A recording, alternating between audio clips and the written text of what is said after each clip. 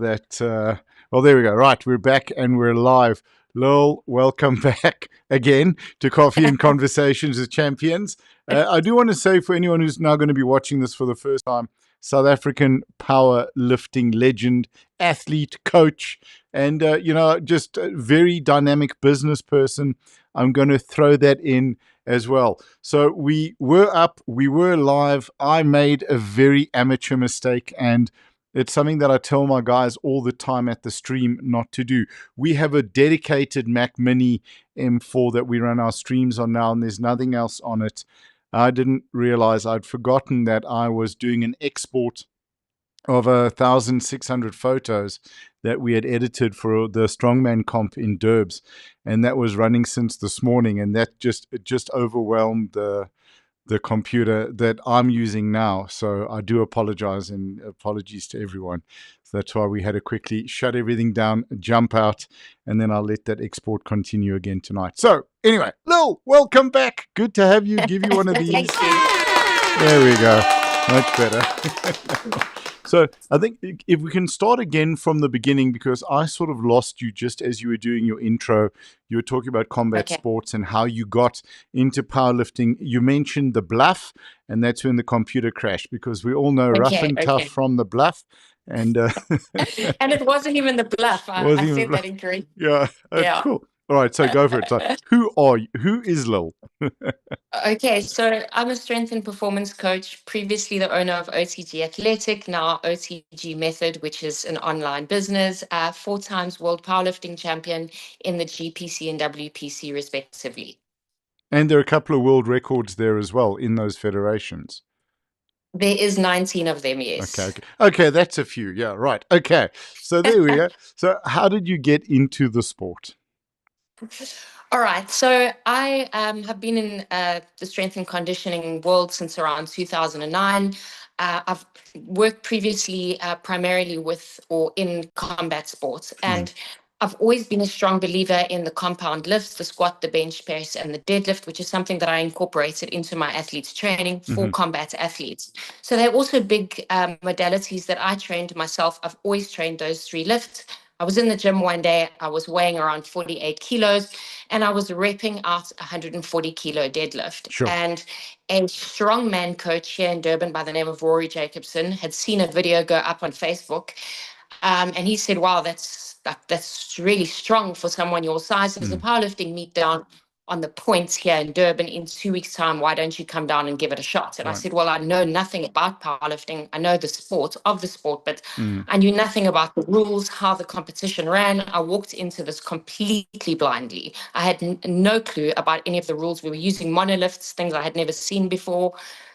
Anyways, long story short, I unofficially broke a GPC world deadlift record and world squat record in that meet. In your first meet, by the way, just to in my first meet. Yeah, which got me really excited about the sport. I went on to qualify for nationals and worlds the following year, which I then won. But in this whole process, I also noticed at that very first meet that there were very, very few women competitors. Now, I know the GPC is a much smaller federation in this country when it was still around, but even saying that, in the other federations back in the early, 2010, 2011, there were very, very few women competing at that stage. So as much as I was getting excited about the sport, I also saw the potential for the growth of it. And I experienced so much strength and empowerment through competition. I wanted more women to experience this, because it carried over into so much more of my life than just in the gym alone. And then as I became more competitive and my athletic career grew within powerlifting, so did my coaching then sort of transitioned because I was being more recognized as an athlete. I gained a lot more credibility. My coaching sort of swayed into powerlifting, which it's now predominantly. I still work in combat sports. I work with a lot of athletes, but it is predominantly strength sports now. Okay, awesome. So, it's quite a crazy thing to talk about your first comp, breaking world records and coming in with an athletic background. That's not really the story that we hear, and which is absolutely amazing and awesome to talk about. What was that like for you at the comp? So I want to touch on what was the experience of the community like, the competition, because I think every time I speak to athletes, particularly in powerlifting, It's about, wow, it's amazing. It's supportive. We're also hearing the same thing very much in strongman in South Africa, but it's a very supportive community within powerlifting. And then breaking those records. What was the community experience like for you? And then what was breaking those records like for you?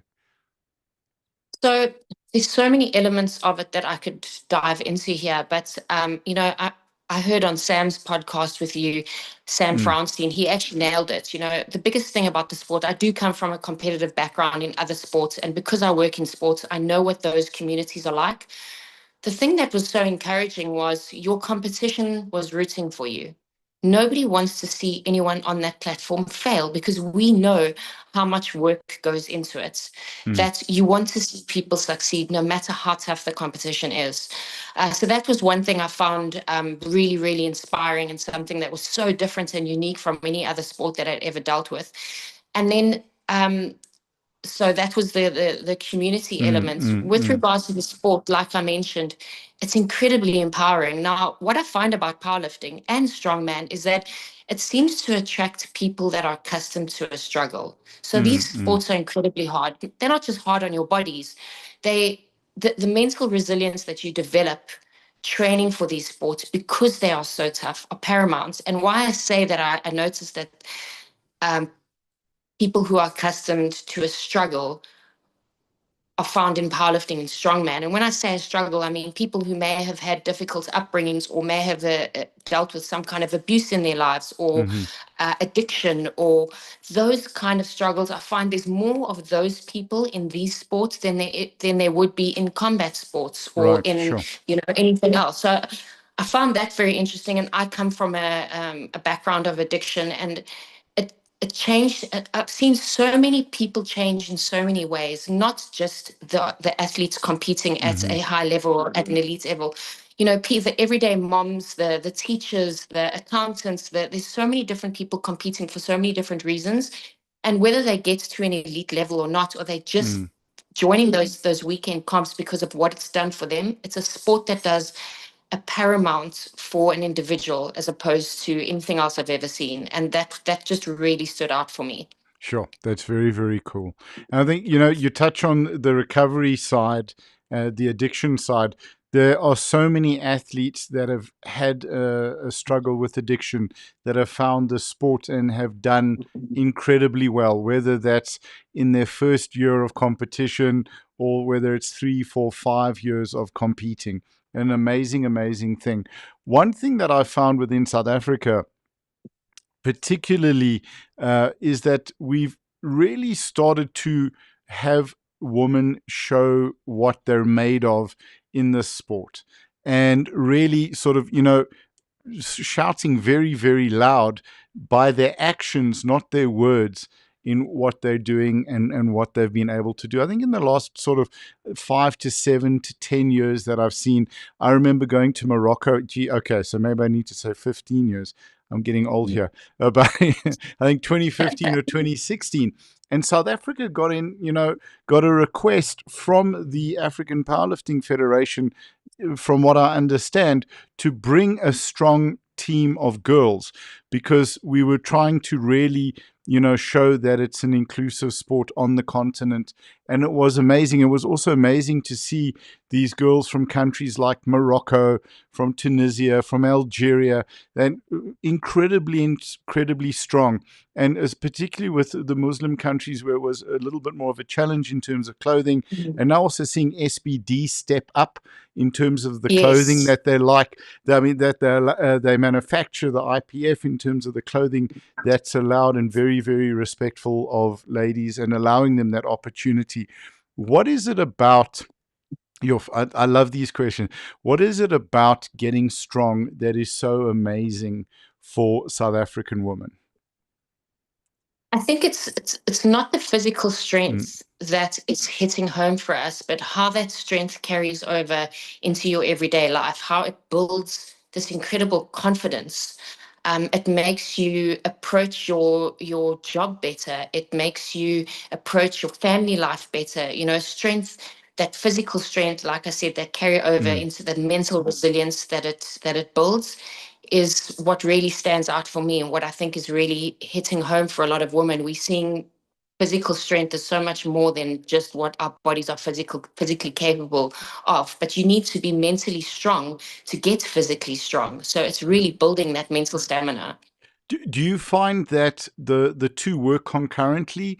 You develop a bit of physical strength, and that's taken mental strength to get you to do that. So your mental strength Absolutely. increases, and then you can push harder and so on and so forth. Absolutely. Absolutely. You need to have one in order to achieve the Mm. other. 100%. So, quick, like a little bit of a family history question, I suppose. Where does the strength come from? Is it a genetic thing, or you just is it primarily mental for you, just getting that strong? I think it's both. I'll tell you something crazy, Mm. and I don't know how much truth there is in this, but do you know those DNA tests Mm. that you can do that show what sport, whether you have the gene for endurance sports or whether you have the gene for. Anyways, I did one of those very many years ago, and powerlifting came up, and the Sure. lady who did it said to me, "Wow, I've never ever seen that in an individual before," and that was before I ever did powerlifting. Sure. Okay. So I don't have I don't have any strength athletes in the family.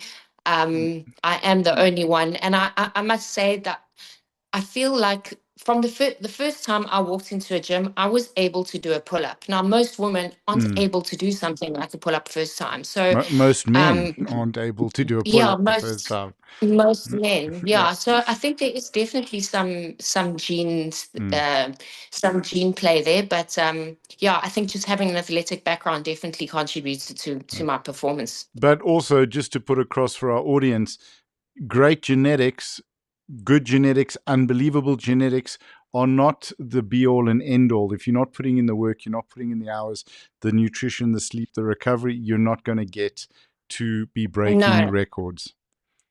absolutely. Mhm. And it's actually can be frustrating when people say, "Oh, you're a Mm. genetic freak," because it kind of takes away from Yeah. the hard work that you put in the gym. 100%.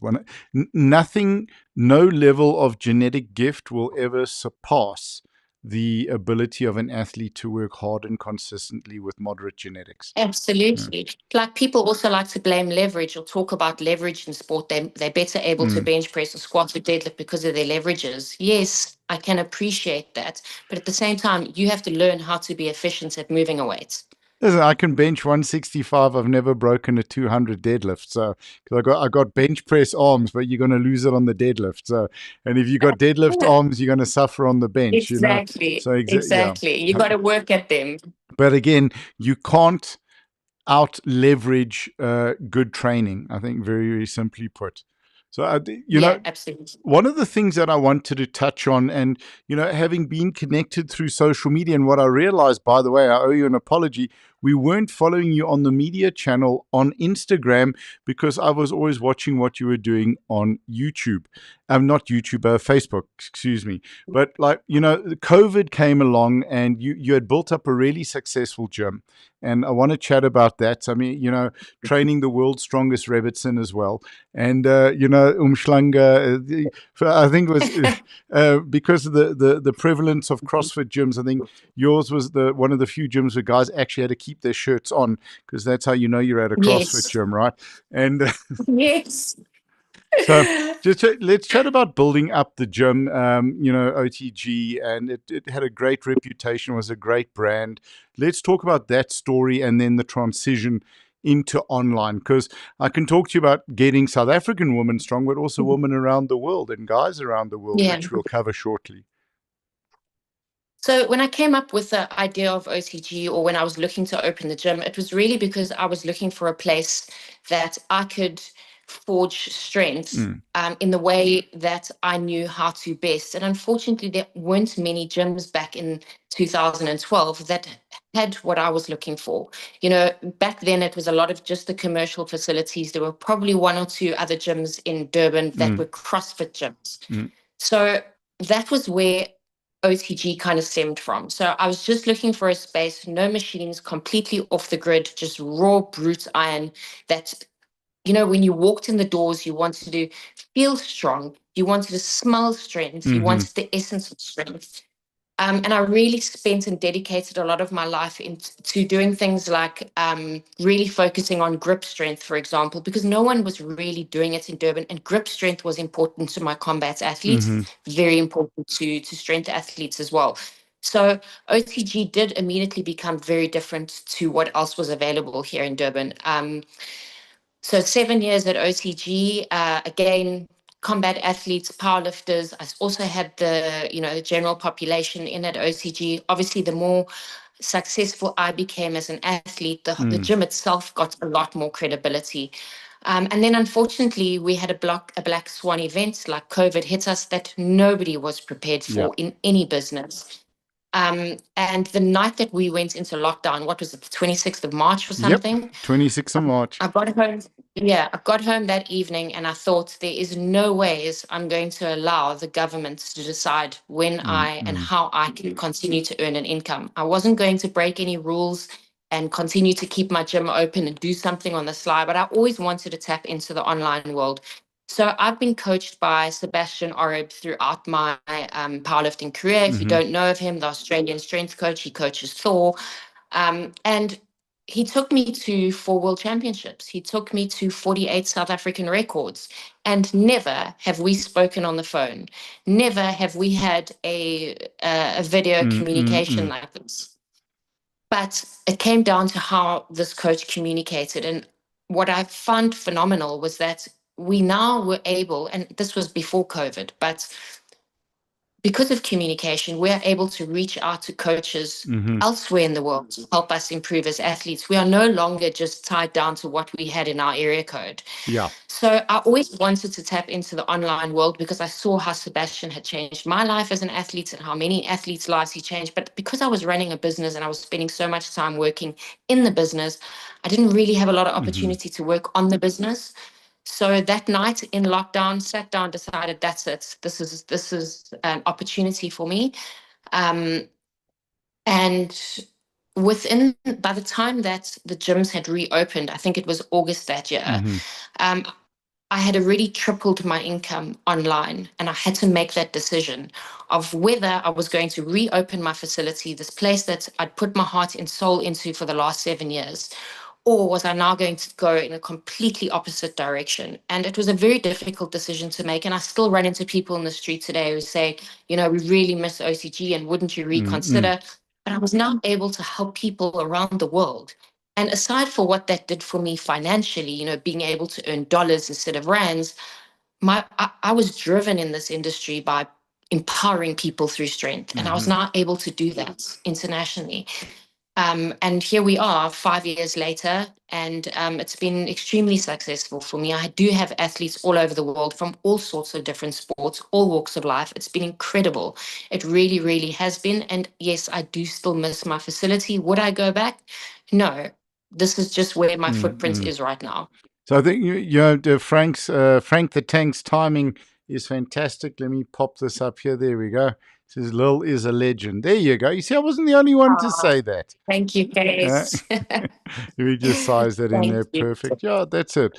And, I think it's such an important point that you made. Many years ago, I was in financial services. I spent 15 years in that industry. That's where I get all the suits from for the interviews. So, and the dream was, even though I've been sober for 18 years, the goal was to sort of open a restaurant somewhere on the coast. Maybe somewhere down the south coast, or just somewhere quiet and chilled, not like a Cape Town, maybe go big Hermanus, but like just something that's relaxed and, that I can see the sea from the back, and just, fish and chips, that kind of stuff.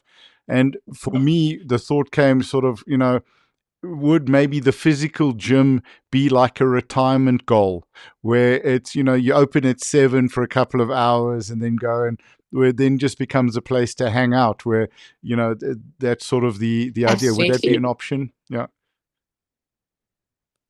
I did think about it. I thought about opening like a fantasy factory and just having people come down, like you say.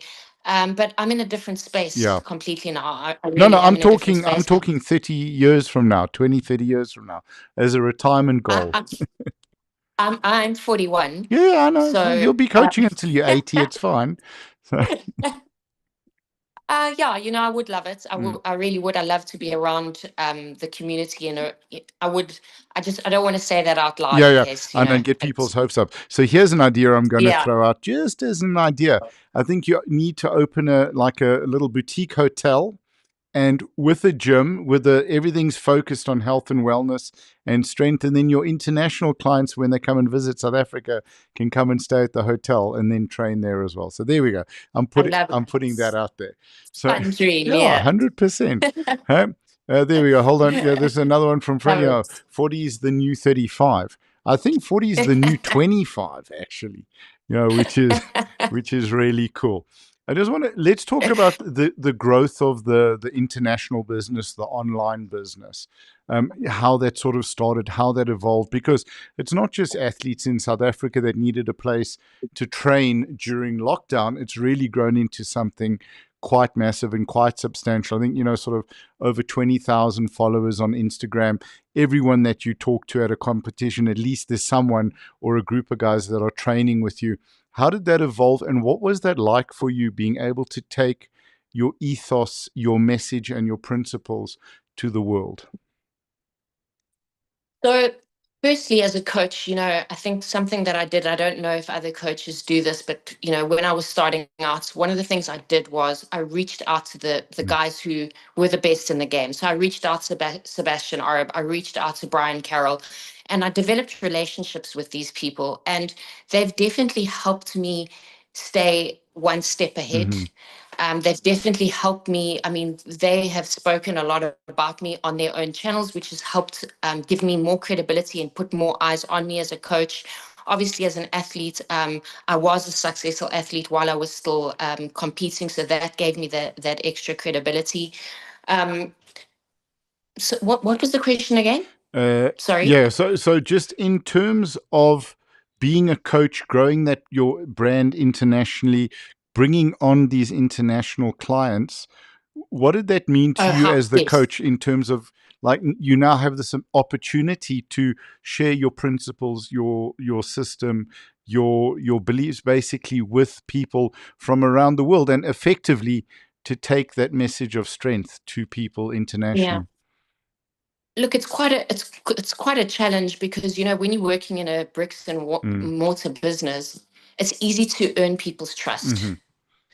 So now having to earn people's trust digitally was challenging. And one thing that I did learn from Sebastian Arab was the ability to communicate. And what I've discovered as being an online coach, my coaching has evolved exponentially. I think I'm a lot better coach online because I'm Mm-hmm. now able to focus on an individual where everything is on video. So I'm able to really slow down movements and Mm-hmm. break things down, and I became really, really good at finding weakness. I had someone actually refer to me, an athlete refer to me as a cancer, where a cancer finds that bad cell Yeah, yeah. and just starts to spread. So they actually referred to me as a cancer because I was able to do that. And I think more and more people just started to notice how my athletes were performing Mm. on a different level completely, and I think that comes down to my ability to communicate. So it wasn't just that, it wasn't just the knowledge that I had from working with all these coaches. It wasn't just the credibility of people knowing who I was, but it was my ability to actually communicate how to solve a problem and whatever that athlete's problem was. Right. I absolutely love that. You've given me an idea just for a bit of a fun one. Um, have you ever wished with any particular athlete, we don't have to name names, I'm sure there's more than one, that you could just jump through the phone, smack them on the back of the head, or, and jump back? Yes, Yeah. daily, Yeah. daily. Yeah. But I must say, I think I do have I have an incredible bunch of athletes. And I Mm. think when someone chooses to work with an online coach, they've chosen the challenges that come with it. Yep. And it also only takes a certain type of person. I mean, I had a lot of athletes in the gym who didn't continue with me online and moved over to coaches who were in the facilities. Mm, So mm. it really does take a certain type of person. And the people that are working with me, I don't often need to jump to the phone at because they are exceptionally diligent, Mm. exceptionally disciplined, and they work well with this method of communication. So you really do need that extra level of diligence, of discipline, of focus, of commitment, Absolutely. and I think also of honesty, where you know Yes. that you've got to be 100% honest and upfront with your coach about what you're going through. Absolutely. And people forget how important their everyday lives affect their training. Yeah. So if someone's not sleeping at night because they've got a newborn, I need to know about it. We need Yeah. to have those conversations. Things are rocky at home with their marriage. Whatever the case is, we don't need details, but I need to know what their mental space is. It plays such an integral role in their performance. 100%, absolutely. You've And I got it. think Oh, because I build sorry. those relationships with my athletes, Mm. it makes both of our jobs that much easier. And I think that's just kind of the person that I am. And that's such a great message to athletes that you really need to work not only on your training, but on your development of your trust and connection to your coach. You need to give your coach that opportunity and also make sure that that Absolutely. trust is earned and honored as well. Absolutely. Because the more you can see inside the athlete, the better coach you can be. So a couple of fun questions that I just want to run through as well. And I do think, just given the technical issues that we had jumping on, we are going to need to reschedule another chat. And no, I'm not looking for an excuse to come down to Durban, but we can have a little bit of fun. A couple, because there's a lot to talk about and unpack here, because you've been both the coach and the athlete, and in a physical gym, in an online gym. First question, just to go back to powerlifting, what is it about powerlifting that you love? I love you mean within the sport itself? We're Yeah, not the talking sport about the itself. community now. Yeah. It's purely that it's No, hard. in anything, the sport, the community, you Anything. can touch on any of those. Yeah. I love that it's hard. I love that there's nothing that can come close to it. I've worked in many sports. Mm. It is mentally and physically very, very challenging. And again, it draws a certain type of person. And that is what I'm in love with. I'm in love with the person that you walk into powerlifting as and the person that you leave as. I'm Sure. in love with that change Uh, and what sure. I've seen it do for so many people. I love that. And I'm thinking back to having been around for, I suppose, a relatively short amount of time, but having seen young athletes evolve, even just through their social media posts as to who they are. I'm thinking back to Ruben van der Linde, who he was a kid when I met him, and now he's a powerhouse of a young man. He's competing with his dad, and you see people evolve, and what the sport is such an incredible facilitator of growth and development. It's the most amazing thing for me. Really, really It cool. really Yeah. is. Just before we go to our next question, which is a bit of a fun one, another message from Frank. Lil has taken me from 130 kilos with little motivation and direction to 120 kilo to 110. Excuse me, Frank, that's my dyslexia. Better, stronger, and a better, stronger husband, dad, and person. Come on, is there a better message you could get? Yeah, Huh? that's it. That is exactly it. I do it more for the Frank the Tanks than I do for the elite athletes wanting to be elite athletes. It's Yeah. seeing the change in people with their families, with their careers. And Gijs, Frank the Tank is a perfect example of that. Sure. Absolutely awesome. Thank you for sharing that, Frank. We appreciate it. Gijs, Frank the Tank. I love that. That's very cool. Another question, just a bit of a fun one, and it can touch on anything. What drives you mad about powerlifting? I think the fact that people are so critical of so many things on a constant basis. They'll walk into a meet and they'll walk out of the meet and there'll be constant complaints about judging and the referees' calls. That sport is sport. And you see it in every sport. We see it in the World Cup final of the, Springboks against New Zealand, people complaining about refs and judges. It's not a powerlifting thing. It is a sport thing. I think people should be more grateful of the opportunities that we have as South Africans, especially this developing country. Well, I don't want to say a developing country, but a developing, yeah. We should be more grateful for having these opportunities, for having people put on these platforms for us to compete in, than to go in and constantly just criticize. I'm seeing far too much criticism in 2025 than I'm seeing anything else. And that's just one thing that absolutely grates me.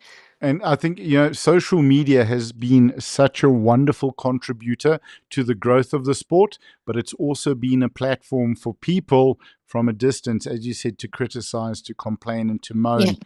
And I think if you haven't put on, I don't even want to say, I mean, if you haven't organized a schedule for athletes to train in a day, I'm not even talking about organizing a comp, don't complain, right? If you Absolutely. haven't applied to be a referee and you haven't sat in that chair, don't complain. You know, That's yeah. it. And we don't grow the sport through complaint. We grow the sport through the engagement and contribution. For us, so many people that I've spoken to are complaining about or saying, "Oh, we need sponsorship, we need support. Someone's got to step up." And then they'll go, "But the competitions are too expensive. The entries are too expensive. The venue wasn't great. So it's like the money doesn't come out of thin air, and that's why we just, Yeah. I heard this, and that's why we started the podcast, because we want Yeah. to give athletes and coaches the opportunity to get exposure, to hopefully grow either as a business, or Mm. potential sponsorship and support. So I'm with you 100% on that. Don't, It's yeah, it's in our hands. It yeah. really is in our hands. And particularly because it's a relatively new sport compared to the other sports. Yeah. Yeah, rugby and soccer and cricket and all of these sports that we see didn't start out with massive sponsorships. They had people No. at grassroots level taking ownership because of their love and passion. And I think Yeah. what it takes to put on a comp and how much work and the hours. And when everyone's gone home and is sitting at the Spur having their steak or wherever, you're still packing up and cleaning up and sweeping up. Yeah. Okay, 100%. well, no, it's a 100%. very valid point. So, guys, rather get involved than complain. It's that simple. Just a little bit more of a serious question. Well, from your side, what has powerlifting given you? Powerlifting's given me life. It's given me purpose. Um, and that's because of the background that I have. I just touched on my addiction, but powerlifting Mm, literally saved my life. And I look at it through a different lens than those who haven't sort of mm-hmm, stumbled upon powerlifting the way I have or needed it the way I have. It's really been life changing for me. It's given me incredible purpose, a purpose that I never ever thought that I would have. Being able to change someone's life is really, it's a gift, it's a blessing. And, I remember when I first started working within powerlifting, I had a lot of people turn around to me and say, "You mad? mm, That sport is in its fetal stages. You're never going to make a career out of it." And for me, it wasn't about the career. I feel very fortunate that I have been able to actually build a successful career based on it. But for me, it was the people over the profits. mm-hmm. And that's really what's the purpose. The purpose has been incredible. Phenomenal. I love that. And I think the point as well is for anyone in addiction, struggling with loved ones struggling with addiction, powerlifting is so incredible because the gains and the progressions are linear. And one of the hardest things Yes. about recovery, particularly early recovery, is you have no idea how you're going to do this let alone for the rest of your life, for the rest of the week, Yes. or even for today. And the lifting teaches you that actually just get through today, get your training session done. You bench 50, you have no idea how you're going to bench 100, but you can't comprehend that. But when you have a coach that you can work with and trust, you show up every day, you're going to get to your 100 down the line, and And it's linear. every Mm. day you in the gym pushes you further away from that person that you once were, Yeah, or absolutely. that problem that you once Right, had. yeah, 100%. For you, what would you love to see for powerlifting within South Africa, and I think then also internationally, because you get to work with people all over the world? Okay, maybe this might be a little bit frowned upon, but I would really like to see a lot of the federations come together. I'd Mm, love to see a, I'd love to see some more common ground. At the moment there's so many. I mean, I see it in the boxing world. There's so many different federations. There's different world records and federational records, and there's a lot of um, there's a lot of shit between athletes who compete Mm, in one federation versus the other federation, where it shouldn't be like that at all. It should be about the growth of the sport. I would love all those federations to start agreeing on a lot more. It would be lovely to see powerlifting at something like the Olympics, which we won't have because we know the reasons that we don't have. mm, But that's something I would really like to see, a lot more commonality, a lot more of, people, less animosity, more commonality, and more opportunity, more platforms. People moving over from one federation to the other should happen all the time without there being so many stringent laws. If you want to compete on one platform, then you should be able to. I know that there's a lot of red tape around those things. That's just something I would like to see personally, because it just means more platforms, more competition, more mm, mm. opportunity. Sure. That's all. What about powerlifting in schools? I would love to see powerlifting in schools. If you think about in the US and in a lot of the European schools, weightlifting is something they do Mm-hmm. from a very early age. And unfortunately, I mean, I deal with it a lot here on a day-to-day basis, but we are 20 years behind the rest of the world. And this comes down to our understanding of biomechanics, our understanding of what children are able to do versus what people say they can and can't do. And I think because we're behind in this Mm. realm, we are also, it's one of the big reasons we don't have more weightlifting and powerlifting in schools, is because, children shouldn't be underload at certain ages. So And it'll just stunt that. your growth. Yes, we know. Yeah. Yep. So I think powerlifting is the foundation of, or the Mm. powerlifting movements are the Yeah. foundation of every sport, whether you're a wrestler, you're a runner.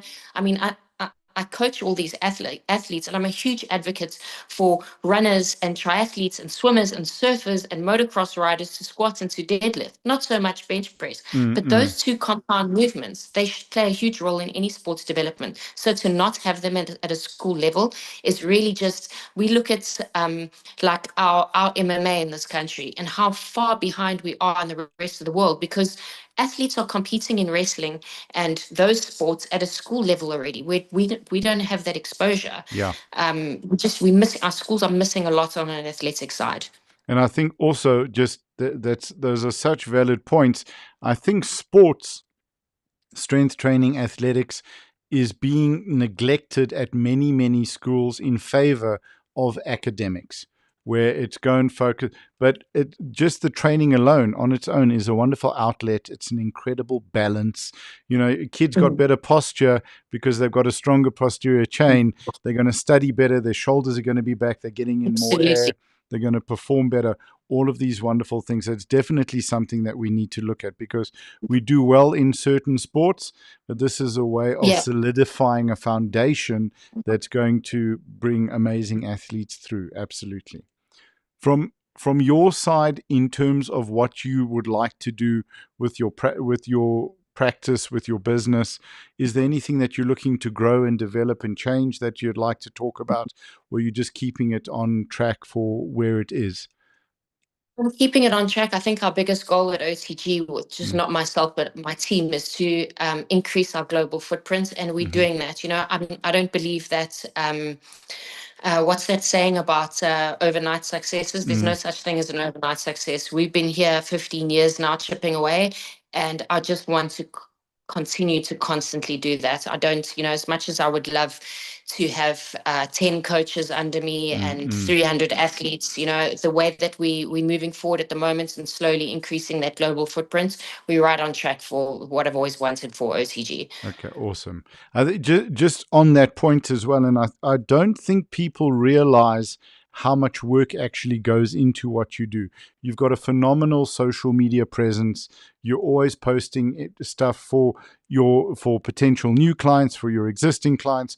It's a lot of work, plus then managing the clients. Can you run us through your typical day? What are the hours like? Just so people get a clear picture and they're maybe a little bit kinder to coach when they're requesting stuff. Yeah, it's a lot of work. I think people see us online coaches as living this, and I mean, I say it myself, digital nomad life. You're on the Yeah, yeah, beach on one the minute. beach with your laptop. Yeah, there we go. Yeah, it's not like that at all. There's many, many hours that goes into just the programming for Mm, an athlete. The assessing is a completely different side. I can spend hours assessing my athletes' movements. Then obviously there's the marketing and sales side. There's all that back of house stuff that people don't see. The accounts. These things take up a lot of time. I'm working 8 to 10 hours a day just on admin alone. So when I became a coach, this isn't what I saw for myself. I saw myself working hands-on with athletes. I deal with a lot more admin now than I would like, but I still have those hours a day that I get to watch my athletes on my platform performing, and that's what I really love.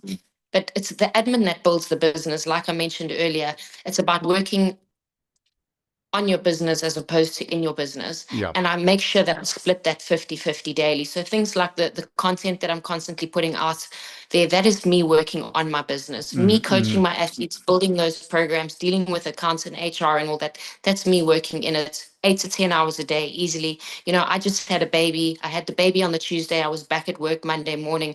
And a lot of people said to me, oh, how long is maternity leave going to be? How much time are you planning to take off? I own and run my own business. My athletes need me. I need them, and I can't. I feel irresponsible to leave them, although they were incredibly amazing and actually said to me, Lil, why are you even reaching out? You need a time out. I feel a sense of responsibility towards them. And I think people don't actually see that.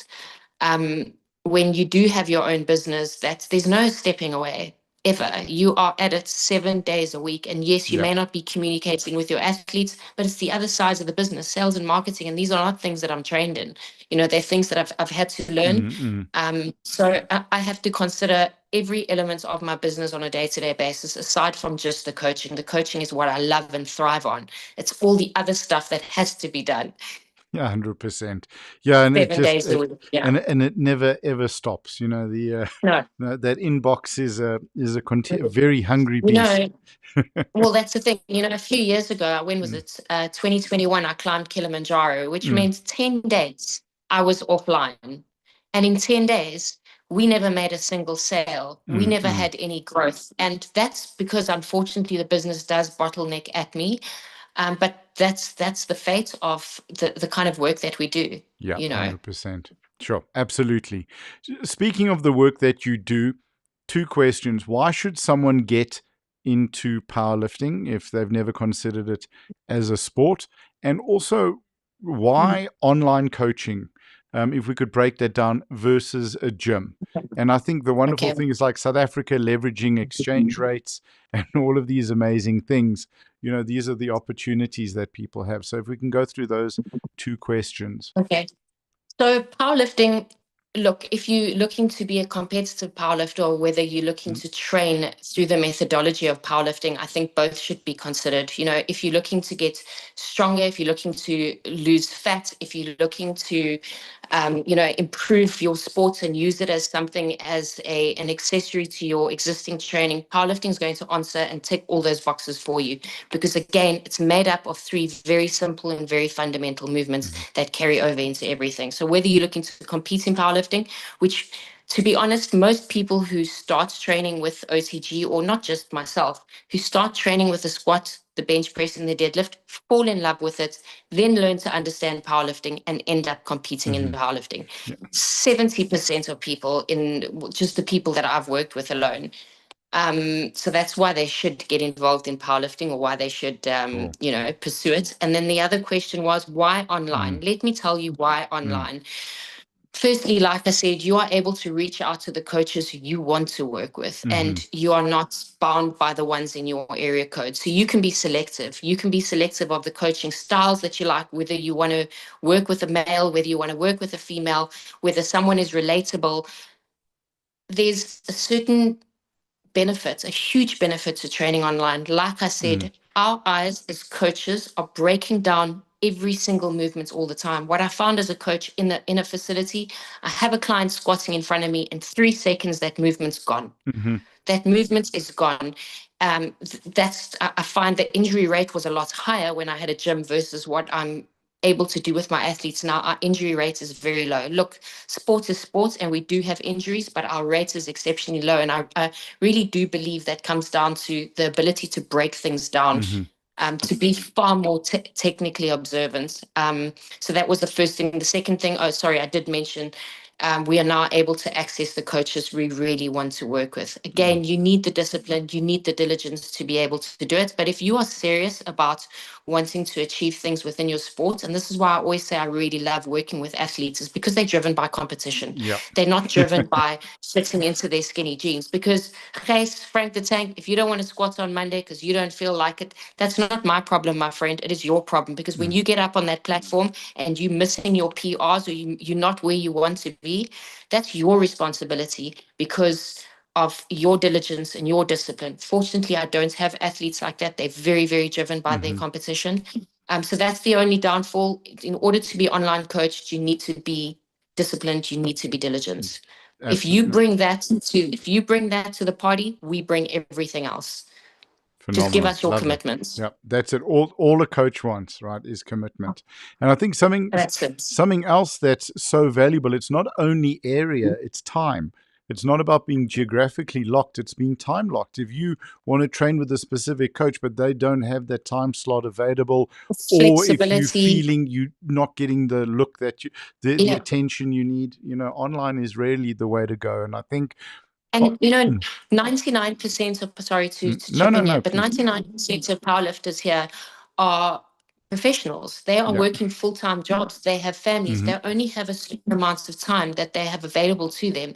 And with an online coach, it gives them that flexibility. They can be up at, I've got farmers in Canada who are up at 4 o'clock in the morning to train from 4 till 5 so that he can tend to his cows. That's the flexibility you have. Again, you have that diligence and discipline. The rest of the world is your oyster. Absolutely, absolutely. And I think it's my sense very much so for powerlifting is what's going to help the sport grow and what's going to facilitate the growth is the large online component. So the posting and sharing on social medias, but also the opportunity to find a coach that you enjoy working with.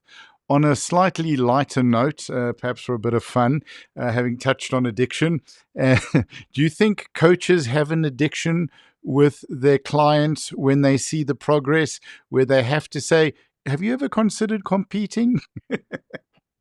110% yes. Absolutely. I mean, I problem. Can be walking through a Virgin Active and see a 17-year-old with a massive squat, and I can promise you right now, I'm not leaving that gym without having a conversation with him. Yep.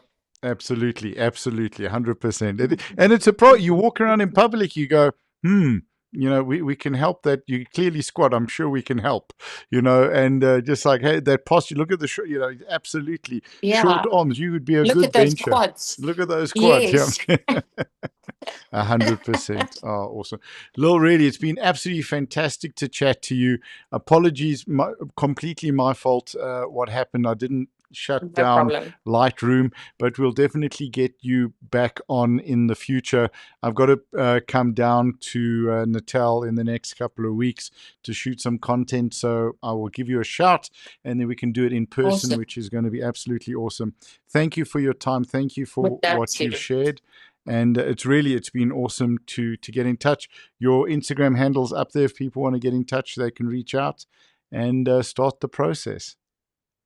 Great. Thank you so much. Thanks for having me. It's been fun. No, it's awesome. I'm going to end the live stream and then I'll just chat you quickly off air.